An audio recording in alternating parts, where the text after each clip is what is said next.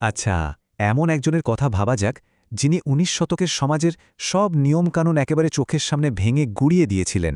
আজকের এই বিশ্লেষণে আমরা এমন এক যুগান্তকারী ব্যক্তিত্বকে নিয়ে কথা বলব, যার জীবনটা ছিল পরতে পরতে রহস্যে মোড়া। এই রহস্যের কেন্দ্রে রয়েছে একটা অদ্ভুত বৈপরীত্য।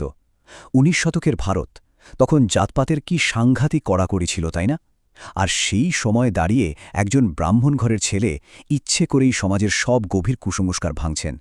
মানে, সমাজের চোখে তিনি ছিলেন একেবারে ধর্মভ্রষ্ট। কেন? কারণ তিনি পিছিয়ে পড়া মানুষদের উচ্ছিষ্ট গ্রহণ করছিলেন, এমনকি নিজের অহংকারকে একেবারে ধূলিসাৎ করার জন্য নিজের মাথার চুল দিয়ে তাদের টয়লেট পর্যন্ত পরিষ্কার করতেন। যারা এসব দেখছিল তারা তো পুরোপুরি বিভ্রান্ত। মানে, লোকটা কি কোনো পরম আধ্যাত্মিক জ্ঞান লাভ করেছেন, নাকি স্রেফ পাগল হয়ে গেছেন? তো এই অদ্ভুত বৈপরীত্যের শিকড় খুঁজতে হলে আমাদের একটু পিছিয়ে যেতে হবে। সময়টা ১৮৩৬ সাল, হুগলি জেলার কামারপুকুর গ্রাম। সেখানেই জন্ম হল গদাধর নামের এক ছেলের। এখানে একটা দারুণ চমকপ্রদ ব্যাপার আছে। তার জন্মের আগেই তার বাবা মা নাকি অত্যন্ত গভীর আর অলৌকিক কিছু আধ্যাত্মিক স্বপ্ন দেখেছিলেন, যেন আগে থেকেই একটা ইঙ্গিত ছিল যে এই সন্তান আর ৫ জনের মতো একেবারেই সাধারণ হবেন না। আর হলও ঠিক তাই। ছোটবেলা থেকে এই ছেলেটি কিন্তু সাধারণ ১০টা ছেলের মতো ছিল না। অত্যন্ত তীক্ষ্ণ বুদ্ধি থাকা সত্ত্বেও শুধু টাকা রোজগারের জন্য যে প্রথাগত পড়াশোনা, সেটাকে সে সরাসরি প্রত্যাখ্যান করে। তার বদলে কি করতেন? রামায়ণ বা মহাভারতের মতো বিশাল সব মহাকাব্য শুধু শুনে শুনেই একেবারে নির্ভুলভাবে মুখস্থ করে ফেলতেন। ঘুরে বেড়ানো সাধু সন্ন্যাসীদের সঙ্গই তার বেশি ভালো লাগত। সবচেয়ে অবাক করার মতো ঘটনাটা ঘটেছিল যখন তার বয়স মোটে ৬ বা ৭।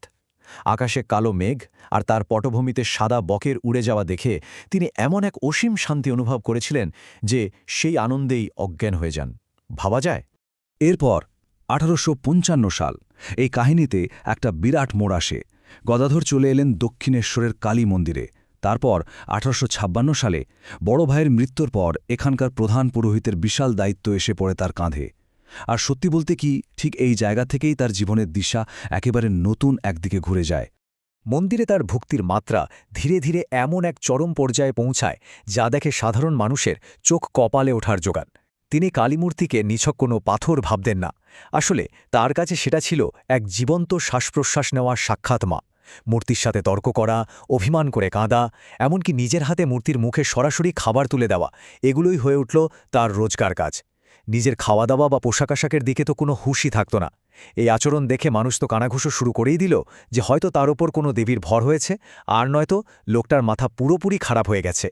ঠিক যখন চারদিকে তাকে নিয়ে এই চরম বিতর্ক চলছে, ১৮৮১ সালের কলকাতায় এই গল্পে প্রবেশ করে এক নতুন চরিত্র, নরেন্দ্র নামের এক যুবক, অত্যন্ত যুক্তিবাদী আর পশ্চিমা শিক্ষায় একেবারে তুখোড়। হ্যাঁ, ঠিকই ধরেছেন, আজ পুরো বিশ্ব যাকে স্বামী বিবেকানন্দ নামেই চেনে।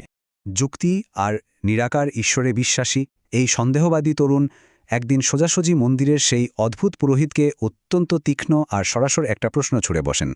প্রশ্নটা ছিল, আপনি কি ঈশ্বরকে দেখেছেন? মানে, যে কোনো সাধকের জন্যই প্রশ্নটা বেশ অস্বস্তিকর, তাই না? কিন্তু উত্তরটা এলো একেবারে বিনা দ্বিধায়। হ্যাঁ, আমি তোমাকে যত স্পষ্টভাবে দেখছি তার চেয়েও স্পষ্টভাবে আমি তাকে দেখেছি। তাৎক্ষণিক আর অটল আত্মবিশ্বাসে ভরা এই উত্তরটা সেই তরুণ যুক্তিবাদীকে যেন পুরোপুরি স্তব্ধ করে দিল। আর ঠিক এখান থেকেই শুরু হলো দুটি সম্পূর্ণ ভিন্ন দৃষ্টিভঙ্গির এক দারুণ, যাকে বলে একেবারে আকর্ষণীয় একটা সংঘাত। তবে চমকের এখানেই শেষ নয়। এই পুরোহিত কিন্তু শুধু বিশ্বাসের বাণী শুনিয়েই থেমে যাননি। সব ধর্মের পথ কি আসলেই একই সত্যের দিকে যায়? এটা যাচাই করার জন্য তিনি রীতিমতো পদ্ধতিগত কিছু আধ্যাত্মিক এক্সপেরিমেন্ট বা পরীক্ষা নিরীক্ষা শুরু করে দিলেন। এই পরীক্ষাগুলোর অংশ হিসেবে তিনি একে একে বিভিন্ন ধর্মীয় পথে নিজেকে পুরোপুরি সঁপে দিয়েছিলেন। ভৈরবী ব্রাহ্মণীর অধীনে মাসের পর মাস কঠোর তন্ত্র সাধনা, তোতাপুরীকে গুরু মেনে নিরাকার বেদান্তের খোঁজ। এখানেই শেষ নয়, তিনি ইসলাম ধর্মে দীক্ষিত হয়ে কয়েকদিন রীতিমতো নামাজ পড়েন, এমনকি খ্রিস্টধর্ম চর্চা করে যীশুখ্রিস্টের দর্শনও লাভ করেন। তার কাছে ধর্ম মানে কখনোই চোখ বন্ধ করে কিছু বিশ্বাস করা ছিল না, বরং ব্যাপারটা ছিল একেবারে হাতে কলমে অভিজ্ঞতা অর্জন করা। নিজের মন আর শরীরের ওপর নিয়ন্ত্রণটা ঠিক কতখানি সেটা পরীক্ষা করার জন্য তিনি সম্পদের প্রতি এক চরম অবস্থান নেন। টাকা মাটি, মাটি টাকা, এই ধারণায় বিশ্বাস করে তিনি পয়সাকে আক্ষরিক অর্থেই ধুলোবালির সমান মনে করতেন। জাগতিক মোহ যাতে কোনোভাবেই ছুতে না পারে তার জন্য এই প্র্যাকটিসটা এমন পর্যায়ে পৌঁছায় যে ধাতব মুদ্রা স্পর্শ করলে তিনি রীতিমতো শারীরিক ব্যথা অনুভব করতেন। ভাবলে অবাক হতে হয় মনের নিয়ন্ত্রণ কতটা প্রবল হলে এমনটা সম্ভব। শুধু জাগতিক সম্পদ নয়, পারিবারিক সম্পর্কের যে চিরাচরিত সংজ্ঞা সেটাকেও তিনি পুরোপুরি বদলে দিয়েছিলেন। স্ত্রী সারদা দেবীর সাথে তার কোনো শারীরিক সম্পর্ক ছিল না। সম্পূর্ণ ব্রহ্মচর্য পালন করে তিনি স্ত্রীকে দেখতেন শুধু একজন আধ্যাত্মিক সঙ্গী হিসেবে, আর সম্মান করতেন স্বয়ং ঈশ্বরীয় মায়ের রূপ হিসেবে। তার এই এক্সপেরিমেন্টগুলোর আরেকটা সাংঘাতিক চমকপ্রদ দিক ছিল লিঙ্গভেদ ভুলে যাওয়া। মধুর ভাব সাধনা, যেখানে কৃষ্ণের প্রতি রাধার গভীর প্রেম অনুভব করার জন্য তিনি দিনের পর দিন মেয়েদের মতো পোশাক পরতেন, তাদের মতোই আচরণ করতেন। নিজেকে একেবারে বৃন্দাবনের এক গোপী ভাবতেন তিনি, আর এর মাধ্যমেই তিনি কল্প সমাধি নামক পরম মিলনের এক অকল্পনীয় আধ্যাত্মিক অবস্থায় পৌঁছেছিলেন। সমাজ যখন তার এই প্রত্যেকটা কাজকে কাঠগড়ায় দাঁড় করাচ্ছে, তখন সেই যুক্তিবাদী তরুণ নরেন্দ্র কিন্তু কাছেই ছিলেন। তিনি প্রাণপণ চেষ্টা করে যাচ্ছিলেন এমন এক মানুষকে বোঝার, যিনি কিনা তৎকালীন সমাজের প্রচলিত সমস্ত লজিক আর যৌক্তিক কাঠামোর একেবারে বাইরে অবস্থান করছিলেন। কিন্তু ওই যে কথায় বলে না, বাস্তবের সামনে সব যুক্তি কখনো কখনো হার মানে। একের পর এক অকল্পনীয় ঘটনায় সন্দেহবাদী নরেন্দ্রের কঠোর যুক্তিগুলো একেবারে তাসের ঘরের মতো ভেঙে পড়েছিল। প্রথমে এক অদ্ভুত স্বপ্ন, যেখানে তিনি ওই পুরোহিতকে রাধা রূপে বদলে যেতে দেখেন। এরপর মন্দির বাগানে একটা সামান্য শারীরিক স্পর্শ, যা নরেন্দ্রকে এমন এক ঘোরের মধ্যে নিয়ে যায় যেখানে তার অতীত আর ভবিষ্যতের সমস্ত সত্য যেন চোখের সামনে ভেসে ওঠে। নরেন্দ্র শেষমেশ গভীরভাবে উপলব্ধি করেন যে এই মানুষটি আধ্যাত্মিকভাবে সম্পূর্ণ নিখুঁত আর একদম খাঁটি। সময়টা 1885 সাল, যখন তার মারাত্মক গলার ক্যান্সার ধরা পড়ল। তখন মনে হতে পারে যে সবকিছু হয়তো থমকে যাবে, কিন্তু না, তার এই নিরন্তর শিক্ষা দেওয়া একটুও থামেনি। তিনি চিকিৎসার জন্য কোনো কড়া ওষুধ খেতে পরিষ্কার অস্বীকার করেন।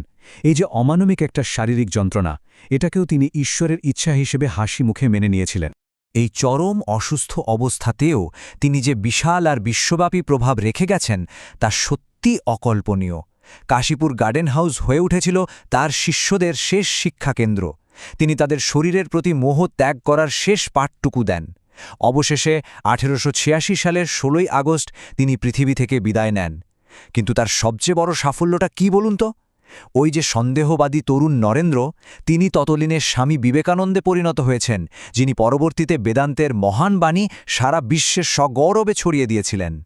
আমাদের আজকের এই পুরো আলোচনার শেষে একটা গভীর আর চিন্তায় ফেলার মতো রহস্য কিন্তু থেকেই যায়। সমাজ যেসব বিষয়কে খুব সহজেই ভুল, অপবিত্র বা স্রেফ পাগলামি বলে তকমা দিয়ে দেয়, সেগুলো কি আসলে এমন কোনো গভীর সত্য হতে পারে যা বোঝার মতো পরিপক্কতা অর্জন করতে মানবজাতিকে হয়তো আরও অনেকটা সময় অপেক্ষা করতে হবে? এই প্রশ্নটা কিন্তু বারবার আমাদের নিজস্ব দৃষ্টিভঙ্গিকে নতুন করে যাচাই করতে বাধ্য করে।